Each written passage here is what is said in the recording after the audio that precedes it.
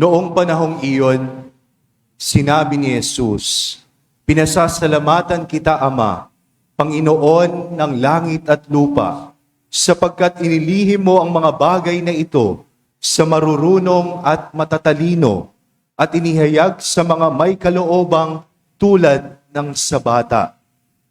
Oo, Ama, sapagkat gayon ang ikinalulugod mo. Ibinigay sa akin ng aking Ama ang lahat ng bagay. Walang nakakikilala sa anak, kundi ang Ama. At walang nakakilala sa anak, kundi ang Ama. At walang nakakilala sa Ama, kundi ang anak. At yaong marapating pagpahayagan ng anak. Lumapit kayo sa akin, kayong lahat na napapagal at nabibigatan sa inyong pasanin, at kayo'y pagpapahingahin ko. Pasanin ninyo ang aking pamatok, at mag-aral kayo sa akin. Ako'y maamo at mababang loob, at makasusumpong kayo ng kapahingahan para sa inyong kaluluwa, sapagkat maginhawang dalhin ang aking pamatok, at magaan ang pasaning ibibigay ko sa inyo." Ang mabuting balita ng Panginoon. Ituloy ka namin, Panginoon Yesu Cristo. Manatili pong nakatayo.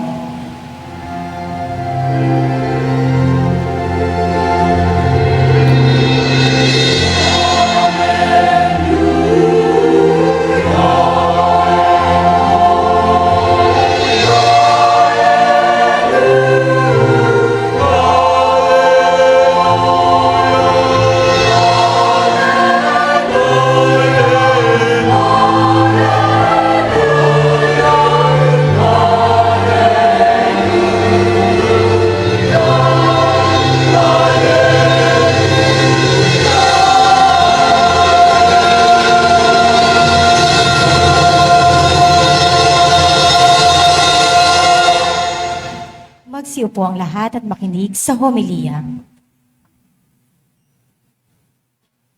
Reverendo Padre Danichi Hui, ang ating kura paruko.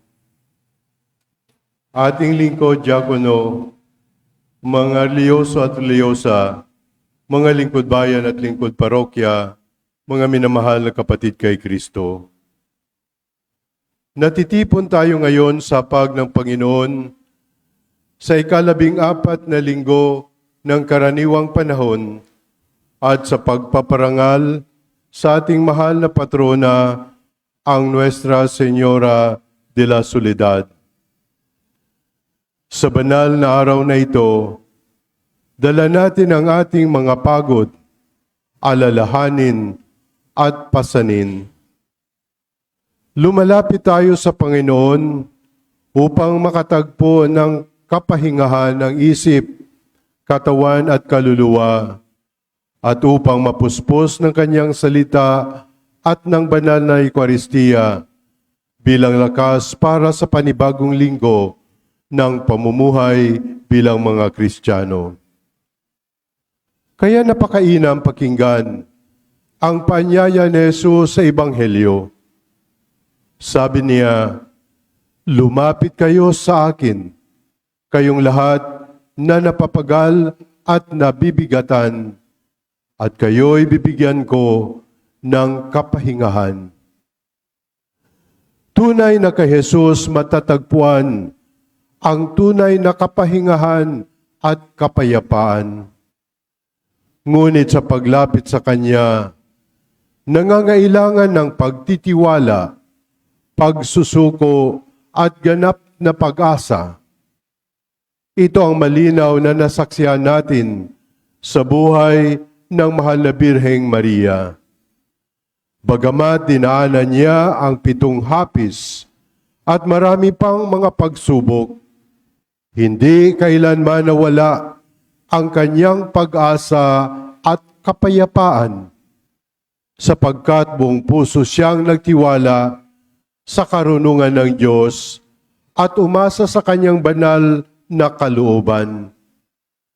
Kaya hinihiling natin ngayon ang kanyang panalangin upang maturuan din tayong mamuhay sa pag-asa bilang mga anak ng Diyos. Subalit ano nga ba ang mga humahadlang sa ating lubos na pag-asa sa Diyos?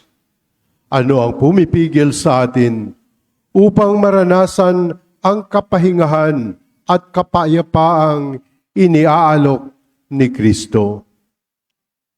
Una, ang labis na pagsasarili o unhealthy independence. Mahalaga ang pagiging responsable at may sariling paninindigan. Ngunit nagiging mapanganib ito kapag iniisip nating kaya na nating mamuhay ng hindi nangangailangan ng iba at higit sa lahat ng hindi nangangailangan sa Diyos.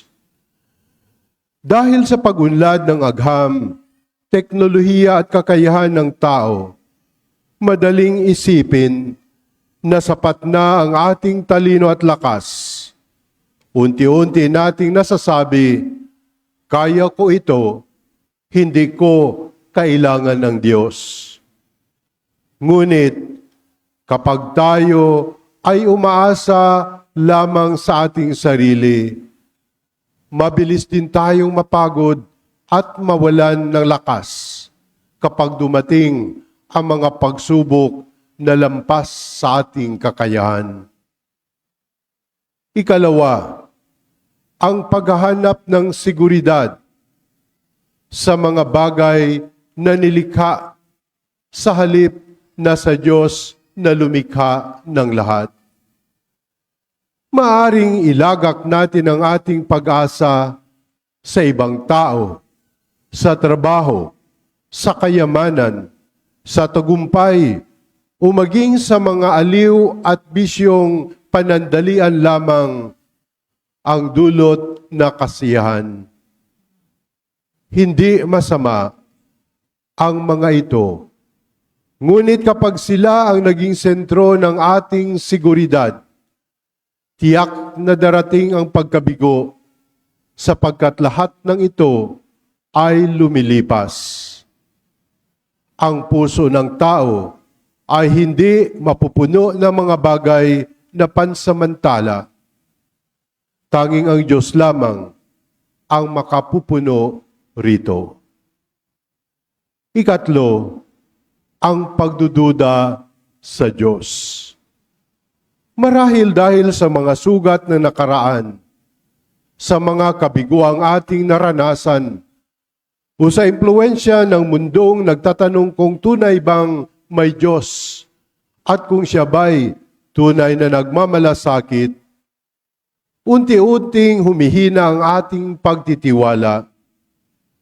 Ngunit ang pagdududang ito ay nag-iwan sa atin ng higit na pag-iisa at kawalan ng pag-asa. Ang ugat ng lahat ng ito ay ang pagmamataas at ang ilusyon ng pagiging sapat sa sarili.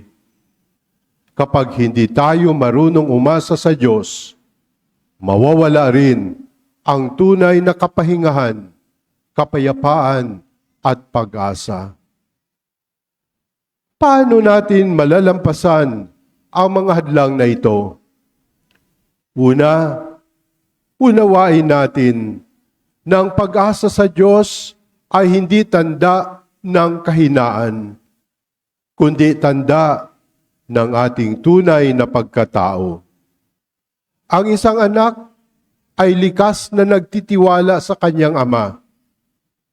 Gayon din, tayo ay mga anak ng ating amang nasa langit. Hindi nakakabawas sa ating dangal ang umasa sa Kanya, sa ating Ama. Sa katunayan, doon natin natatagpuan ang ating tunay na lakas. Ikalawa, Ang Diyos lamang ang matibay na kanlungan. Ang lahat ng ibang ating kinakapitan ay maaaring mawala. Ngunit ang Diyos ay hindi nagbabago. Kung sa Kanya tayo nakasalig, para tayong nagtayo ng bahay sa matibay na bato at hindi sa buhanging madaling tangayin ng unos. Ikatlo, tunay na nagmamalasakit ang Diyos sa atin. Ito ang paulit-ulit na ipinahahayag ng banal na kasulatan at ito ang ganap na ipinakita ni Hesukristo. Siya ang hari na ang paghahari ay umaabot mula sa dagat hanggang sa dagat. Siya ang Diyos na mahabagin at magpapala, banayad sa pagkagalit at sagana sa kagandahang loob. Hindi niya tayo pinababayaan kahit sa gitna ng ating pinakamabigat na pagsubok. Ngunit, upang tanggapin ang katotohanan ito, kailangan ang kababaang loob. Tulad ng sinabi ni Jesus sa Ebanghelyo, ang mga hiwaga ng Diyos ay inihahayag sa mga mapagpakumbaba at hindi sa mga nag-aakalang sapat na ang kanilang sariling karunungan. Kapag naalis natin ang mga hadlang na ito, unti-unting bumubukas ang landas tungo sa tunay na kapahingahan, kapayapaan at pag-asa. Ito mismo ang landas na tinahak ni Jesus. Sa gitna ng paghihirap at ng krus, hindi siya nawalan ng tiwala sa Ama. Dahil siya ay maamo at mapagpakumbaba, buong puso niyang isinuko ang kanyang sarili sa kalooban ng Diyos. Ganito rin ang mahal na Birheng Maria. Tinawag niya ang kanyang sarili na aliping lingkod ng Panginoon. Dahil sa kanyang kababaang loob, nagawa niyang tanggapin ang lahat ng pagdurusang dumating sa kanyang buhay nang hindi nawawala ang kanyang panloob na kapayapaan. Ang 7 dalamhati ni Maria at ang pagpapakasakit ni Kristo ay larawan ng matinding sakit at pagdurusa.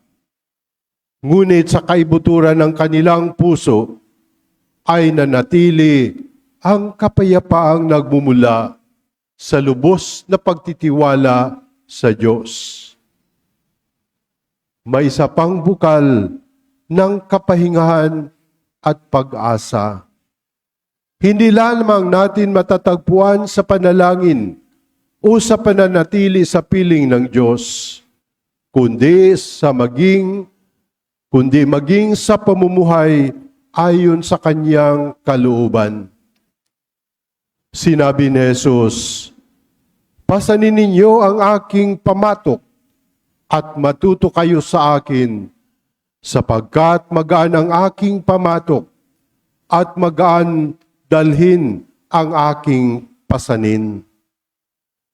Maaaring mabigat ang pagsunod sa mga utos ng Diyos at ang araw-araw na pagpasan ng krus ng pag-ibig sa Diyos at sa kapwa. Ngunit ang bigat na ito ay nagliligtas sa atin sa mas mabibigat pang pasanin ng kasalanan, kaguluhan at kawalan ng direksyon.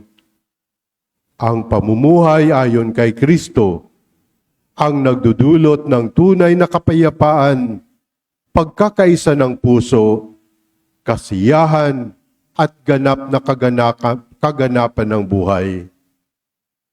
Mga kapatid, kapag natuto tayong umasa, kumapit at magtiwala sa Diyos, mararanasan natin ang tunay na ginhawa, kapanatagan at kalayaan.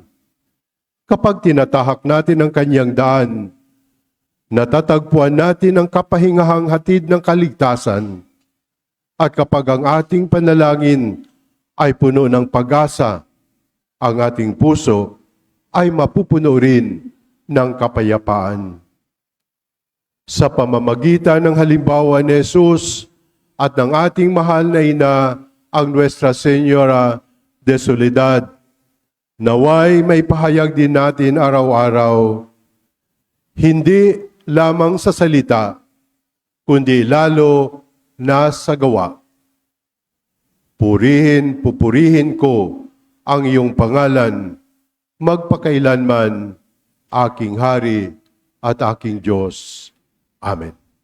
Ito pong misa na ito ay tinatawag nating Misa Pasinaya sapagkat sisimulan natin ang mga nobinaryo na misa para sa ating paghahanda sa kapistahan ng anibersaryo ng ating parokya. Mahalaga sa ating parokya na ipagdiwang ang anibersaryo sapagkat ito yung panahon ng pagkakatatag natin bilang isang parokya 17 years ago. Kaya naman, nagpapasalamat tayo at nabiyayaan tayo na tayo'y maging isang parokya. At dahil dito, nais ko pong magpasalamat dahil tayo ay magsisimula ng magpagawa ng ating simbahan. Pasalamat muna ako sa mga taong naging instrumento para tayo ay makapagpatuloy ng ating misyon bilang isang simbahan. Nais kong magpasalamat sa pamilya ng Nieto sa pagpapahiram sa atin ng ating pansamantalang lilipatan. Maraming salamat po, Mr. Martin Nieto. Maraming salamat, Chairwoman Lovely Nieto. Maraming salamat din sa ating Honorable John Marvin Yul Servo Nieto. Maraming salamat po. Malaking bagay ito para sa atin sapagkat pinapahiram nila ang kanilang lupa ng libre. No? Dito sa lugar natin, Maynila, mahal ang lupa. Pero maraming salamat at tayo'y pinahihiram at pinagagamit ang kanilang lupa para tayo makapagpatuloy ng ating mga gawain sa simbahan. At syempre, ang ating banal na misa. Muli, maraming salamat po.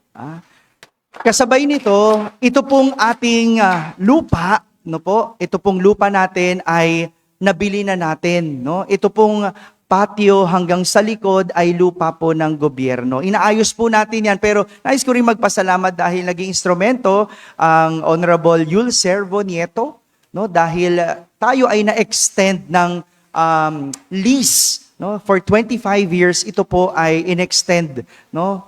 Bago po natapos ang kanilang termino, napirmahan po nila na tayo ay pinapaupa for 25 years. Dito sa patio at hanggang likod. Pero ngayong taon na to, inaasikaso natin at ito ay binili ng Archdiocese of Manila para tayo makapagpatayo ng simbahan.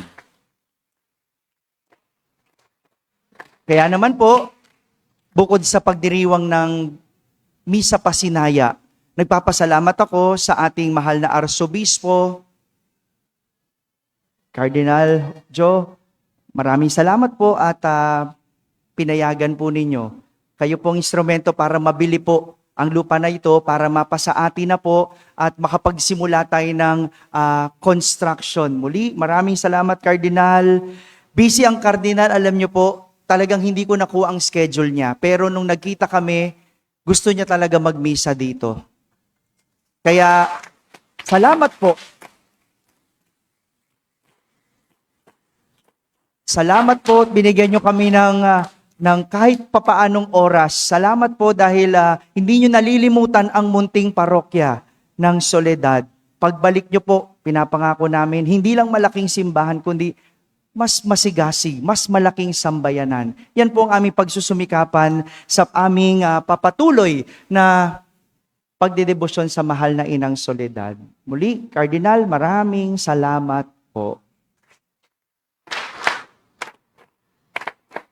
At syempre, sa inyong lahat, sama-sama pa rin tayo magdiriwang. Sana po, sabay-sabay tayo magsimba pa rin sa mga misa nobinaryo. At mamaya, meron tayong misa sa postigo.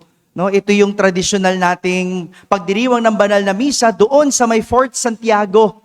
No, meron doon pinto o gate na nakatalaga sa mahal na Inang Soledad. Doon po ang simula ng misa natin hanggang magpoprosesyon tayo pabalik dito sa ating parokya. Lahat ng yan mangyayari sa ganap na 5:00 ng hapon. Muli, maraming salamat po sa inyong lahat.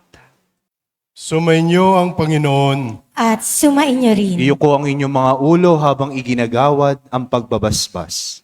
Pagpalain nawa kayo at ingatan ng Panginoon ngayon at magpasawalang hanggan. Amen. Naway kahabagan niya kayo at subaybayan ngayon at magpasawalang hanggan. Amen. Lingapin nawa niya kayo at bigyan ng kapayapaan ngayon at magpasawalang hanggan. Amen. Pagpalain kayo ng makapangyarihang Diyos, Ama at Anak at Espiritu Santo. Amen. Humayo kayo sa kapayapaan upang ang Panginoon ay mahalin at paglingkuran. Salamat sa Diyos.